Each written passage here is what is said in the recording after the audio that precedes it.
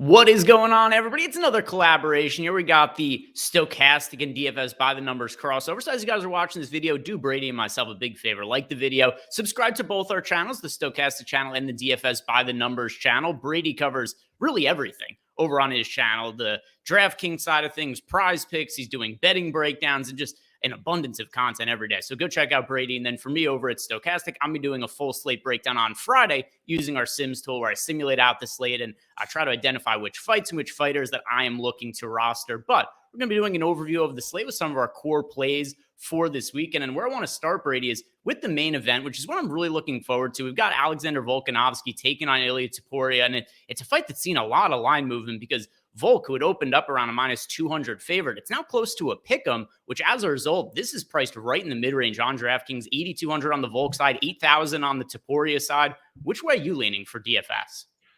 Yeah, I'm leaning on the Alexander Volkanovski side here at 8,200. And I don't know, I feel like there's some recency bias here because Alexander Volkanovski, I was talking about it on one of my shows, like there's a tier list in terms of the featherweight division. In tier number 1, you have Volkanovski.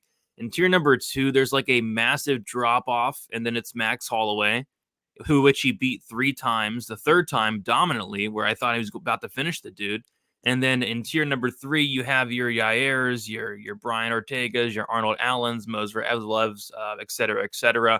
And Topuria, he beat Josh Emmett. That's great. He beat Bryce Mitchell. That's great. But, he didn't have to go through and, fight your Arnold Allens, your Moser Evlevs, which he was supposed to fight. He didn't have to fight a Yair Rodriguez, et cetera, et cetera. So he's going and taking a big step of competition. Like, this is a massive step of a competition going from 38-year-old Josh Emmett to Alexander Volkanovski, the best featherweight of all time. So, yeah, I think it's a show me spot here for Topuria. Not saying I'm going to completely fade the guy. I'm not. But, I'm going to have more exposure to Alexander Volkanovski here. He's a great DraftKings scorer as well. I love the volume, landing 6.19 significant strikes per minute. Love the cardio, the experience, the level of competition. A lot of reasons to like Volk here. The only concern with Volk for me would be potential durability issues, but, he did get knocked out by Islam Makhachev, up a weight class on short notice, very unprepared for that fight. If Topuria knocks him out, so be it. But, I got to go Volkanovski here, 8,200. In terms of exposure, I'm thinking maybe like a 65-35 in favor of Volkanovski. I do want to be heavily exposed to this main event because Volkanovski fights, they just score so well. And I think if Topuria does win, it is probably some type of finish early on. So love this main event from a DraftKings perspective, but I'm going to be on the Volkanovski side this week. Yeah, same for me. And I also have a bet on Volk. I bet a minus 125. Just the line got to a certain spot where I was like, all right, I had some reservations when it was Volk like minus 220 and things along those lines. But once the line got to nearly a pick 'em, it just made some, to me, really just crazy assumptions about the decline of Volk. And I understand the idea that maybe he isn't the same guy now that he was a couple of years ago, but the betting line just assumes he isn't that guy anymore, which I don't think is the case. And then since the betting line informs the DraftKings pricing, I just look at Volk as being way underpriced in this spot at $8,200. So it's a fight to be all in on. And like you, I'm not going to totally write off Topuria, but I'm probably going to be more so like 80-20 in favor of Volk in my lineups because I don't put too much weight into the knockout against Islam Makhachev. I mean, he took the fight on, 10 days notice or something along those lines. He was clearly not in shape. He was drinking ahead of the fight, which some people think that it's some sort of indication of the lifestyle of Volk. I don't think that's the case at all. He was just not expecting to be fighting. He wasn't preparing for a fight.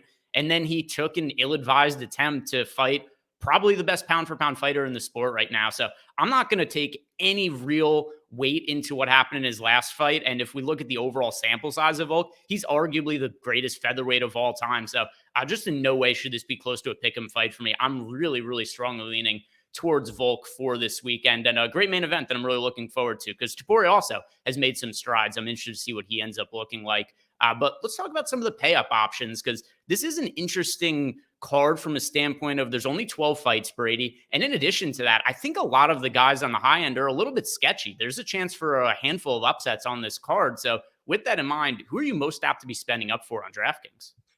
Yeah, so In terms of like the 9K range, I kind of hate it this week outside of one guy who's very expensive. Yeah. I like somebody in this high 8K range though, and that's somebody who's going to be Anthony Fluffy Hernandez at 8,800. I mean, this guy is he's just an animal. I mean, this guy's landing almost 7 takedowns per 15 minutes. I was comparing his takedown stats with Merab Dvalishvili, and he's actually landing just slightly more takedowns per 50 minutes than Merab, which is like it's like unheard of. And he's taken on Roman Kopylov, who on paper does have a 92% takedown defense, but against who? Against Punahele Soriano, against Albert Duraev, against Josh Fremd. I mean, this is a tough matchup for Roman Kopylov, in my opinion. Not only is it a tough matchup in general, but it's a tough matchup to take on a couple weeks short notice. I mean, you just don't take a short notice fight against somebody like Anthony Hernandez, who's going to go out there and could attempt upwards of 20 takedowns. I don't think Kopylov has the best cardio to begin with, so I don't like the short notice. I think his striking is incredible. I really like the guy, but the takedown defense is good. It's just a ground game. Anytime we've seen Kopylov on the ground, it's been a bad look. We got 10-8'd, almost 10-7 by Albert Duraev. The fight should have been stopped on multiple occasions. Got submitted by Carl Roberson. I think Anthony Hernandez takes him down at will. And eventually submits him in the second or third round and puts up a massive score. So yeah, I think Hernandez 8,800. He's not too expensive. Has one of the higher ceilings on the slate this week with that incredible wrestling upside. Yeah, and I've got his numbers up on the screen here from his last few fights. 8 takedowns against Josh Fremd, 8 takedowns against Marc-Andre Barrios, 6 takedowns against Edmund Shabazi. And so I agree with you. I think he's a great pay-up option.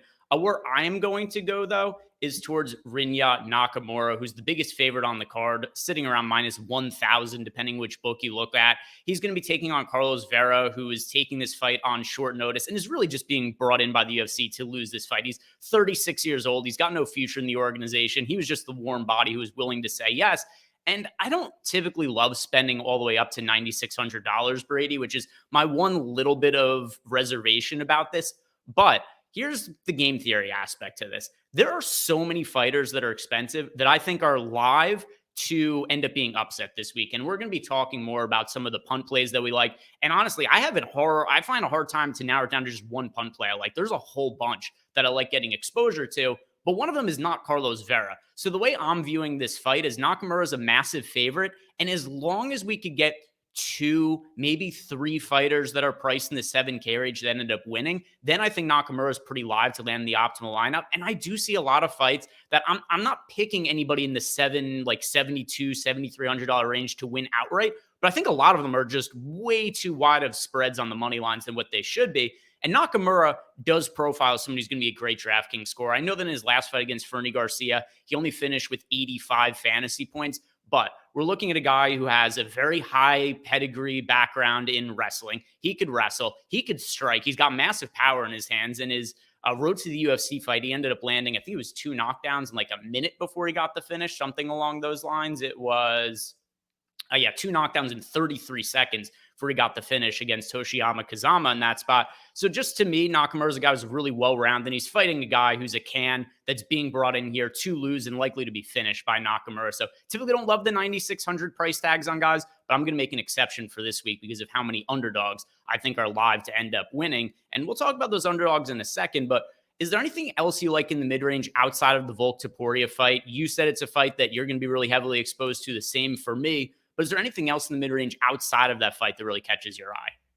Yeah, so there is a fight that absolutely catches my eye, and it's a fight where you can't be confident in either side. You really can't. It's the Zhang Mingyang and Brenson Ribeiro fight. You got Zhang Mingyang 8,400, Brenson Ribeiro 7,800. The fight doesn't go to decision. I think it's around like minus 500, but honestly, it probably should be even wider. These guys have 42 fights. I think 40 of those 42 have finished inside the distance. Like 37 of those 42 have finished under 1.5 rounds. Both these guys are just all offense and absolutely zero defense. Like, it was hilarious. I was going back and watching, Zhang Mingyang, some of his fights. He literally just walks forward with no striking defense whatsoever. He wants you to hit him in the face, and then he's going to hit you in the face until somebody falls. It's hilarious. And it's kind of the same thing with Ribeiro. Like, Ribeiro's been finished a ton in his own right. He's very hittable. He makes mistakes on the feet and on the mat. somebody's getting served here, I think, in the very first round. I don't have a confident pick. I'm going to say Ribeiro just due to the fact that he's $600, dollars cheaper. But yeah, I think somebody's going down in the first round. I think the winner has a really good chance to find his way in the optimal lineup. I think it's going to be a somewhat popular fight, but maybe not so popular because nobody probably knows who these guys are. Like who is Yang Ming Yang? Who is Brenson Ribeiro? So it's a fight I'm going to try to get as much as possible. My exposure is going to be split pretty evenly, if not a lean towards Ribeiro, just due to the price savings. Getting an underdog there at 7,800 sounds good to me.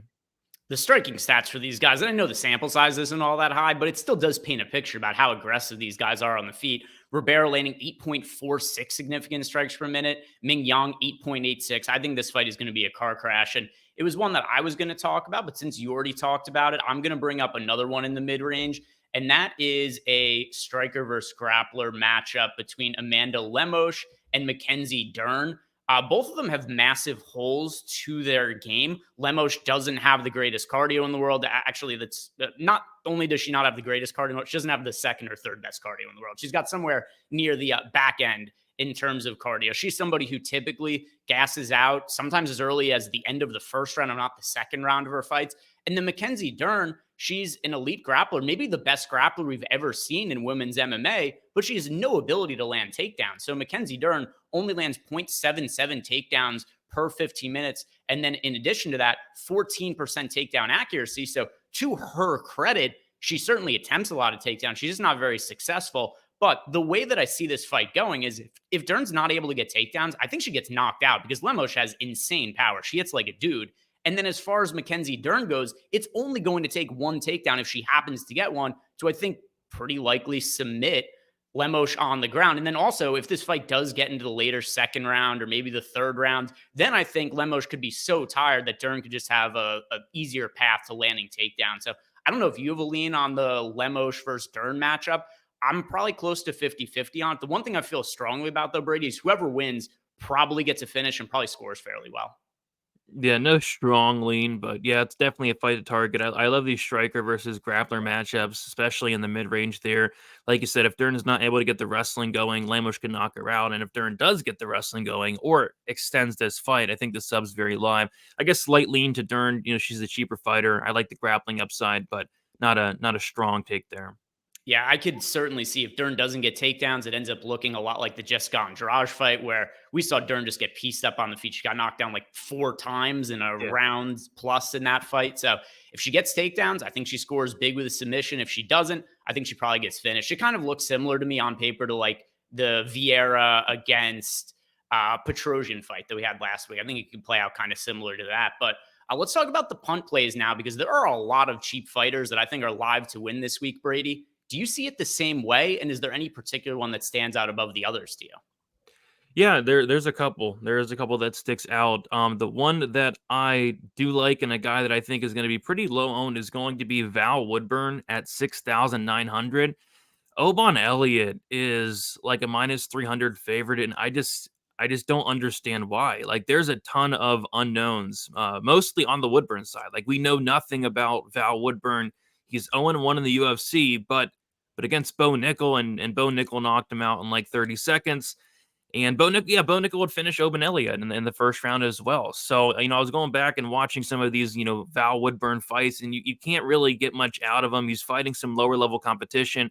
Haven't really seen his ground game tested that much. What he does do, though, is he throws very, very hard. This guy is actually coming down a weight class for the first time in his career, which is very interesting. But yeah, the guy looks very physically strong, hits like a truck. And Obon Elliott, when he has lost fights, it's been due to him getting knocked out. 2 knockout losses. And even on the Contender Series, he was very close to getting knocked out in that second round. The ref was super close to stepping in. He was telling Obon Elliott to fight back. I thought he was going to stop the fight. So, yeah, Elliott can be hurt. He's way too big of a favorite here, and Val Woodburn has that power. So, yeah, give me Val Woodburn, 6,900. I think not a ton of people are going to play him, and if he does win, it's probably some type of, early finish in the first or second round.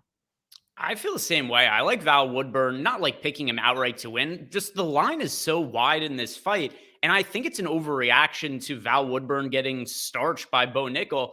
I was watching both fights of Woodburn, his past, and fights of Obon Elliott as well. And Elliott's not massively impressive. I kind of came away thinking that if it was Elliott who made his UFC debut against Bo Nickel and he got starched within like a minute of that fight, I don't know, maybe Val Woodburn would be like a minus 150 favorite in this spot where people are just looking at him as a guy who's brought into the UFC to lose to Bo Nickel, which certainly there is some truth to that, but it doesn't mean that Oban Elliott should be a minus 300 favorite against anybody in the UFC. So definitely one of the fighters on the cheap end that I like getting to is Val Woodburn. But if we go ahead and look at some of the other fighters that I'm liking as well, just to list some of them off, like I think Paulo Costa is a live underdog. I think Jeff Neal is a live underdog. Another live underdog in this card. I think Justin Tafa is another live one. But the one that I'm going to talk about here is Paulo Costa.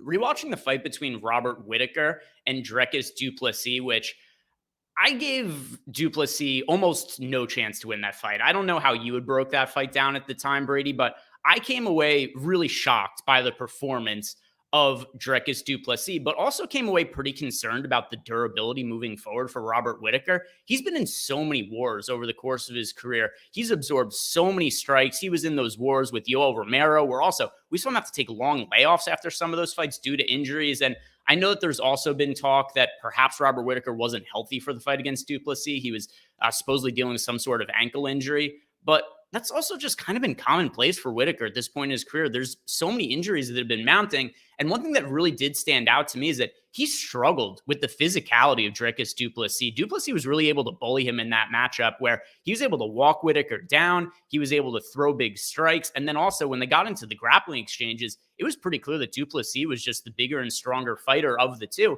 And remember, Whittaker used to fight down a weight class. And that's something du Plessis would never be able to do. That's something Paulo Costa would never be able to do either. Like Paulo Costa, his best weight class might actually be 205. So I do look at what happened in the du Plessis fight against Whittaker, and I do wonder, can Paulo Costa be physical enough to have some of the same advantages that du Plessis did? And I think he could. Now, if this fight just plays out on the feet and it's a kickboxing exchange, yeah, Robert Whittaker is the cleaner striker. I think he probably wins in that kind of fight. But if you tell me that one of these fighters in this matchup scores 100 plus fantasy points and gets a finish, I think it's more likely to be Paulo Costa. Do you have any feels about the Whittaker-Costa fight? It was one that I didn't expect to have this kind of read on until I went back and rewatched the du Plessis fight. Yes, I just hope it happens. I hope Costa doesn't pull out. That's But true. yeah, if it does happen, yeah, I mean, I'm fading Robert Whittaker this week at 9K. I don't like him at that price tag. I don't think he has much wrestling or finish upside. I'm with you. I think if this fight does finish, it's Paulo Costa. It's hard to trust the dude, but what he does have is he has a lot of power, and that's what I'm worried about with Robert Whittaker. The durability. So yeah, I think Costa's live down there. I have some of him. I think Jeff Neal has a ton of power as well. Another guy with power. Val Woodburn has a ton of power. So yeah, down in the slow range, there are some fighters that, like you said, it's hard to be confident in them, but I think a couple of these fighters will come through this week. Yeah, and then also just to wrap it up, that's why I feel okay with getting a good amount of exposure to Rinya Nakamura when I end up building my lineups, because let's say a Paulo Costa wins, let's say a Val Woodburn wins, or Jeff Neal, and you don't need all of these guys to win, but if just a couple of them end up winning this week, it's a much easier path for Nakamura to be in the optimal lineup. So thank you guys very much for watching. If you haven't done yet, like the video. Also subscribe to both the Stochastic YouTube channel as well as DFS by the Numbers. Have a great slate this weekend, guys. We'll see you back here next week. Peace out. See you.